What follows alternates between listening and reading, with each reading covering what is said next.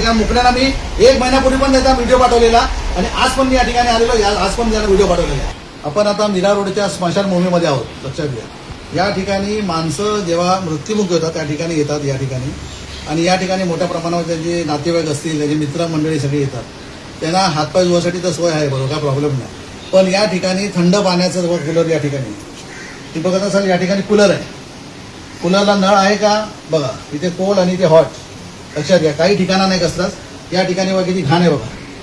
या ठिकाणी बघा तुम्ही, या ठिकाणी कचऱ्याची कोंडी आहे बघा, या ठिकाणी कचरा कुंडी आहे बघा. म्हणजे काय चाललंय, त्याच्या बाजूला झाडू ठेवलेले, म्हणजे कुणाचाच ताळमेळ नाही या ठिकाणी.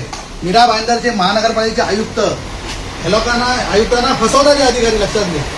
त्यामुळे मी मुकणेला आता फोन करून सांगितलेलं आहे, ह्याच्यावर जर ताबडतोब कारवाई नाही झाली, ह्याचा बंदोबस्त नाही केला तर तुम्हाला सोमवारी किंवा मंगळवारी तुमच्या ऑफिसमध्ये टेबलावर येऊन बसेल. लक्षात घ्या, टेबलावर येऊन. आता तुमची ना हे नालागिरी भरपूर झाली आता. लक्षात घ्या, माजलेले अधिकारी आहेत. लक्षात घ्या. त्यामुळे या ठिकाणचे कमिशनर असतील, खांबी साहेब असतील, ते खांबी साहेबांना मला विनंती आहे की तुमच्या हाताखाली जे माणसं आहेत ना, हे माजले आहेत. लक्षात घ्या. त्यामुळे याच्यावर कारवाई झाली पाहिजे. स्वतः तुम्ही प्रत्यक्ष येऊन बघा इथे काय चाललंय. लोकांची या ठिकाणी विटंबना होते. लक्षात घ्या. त्यामुळे जर या ठिकाणी याचं जर 24 तासामध्ये 48 तासामध्ये जर काम नाही झालं तर मुकण्याच्या टेबलावर येऊन बसेल.